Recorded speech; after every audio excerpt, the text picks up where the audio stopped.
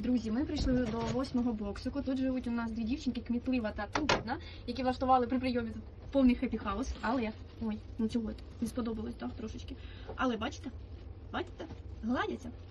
Забирайте, приходьте двох рудих дівчаток додому, дуже класні очі.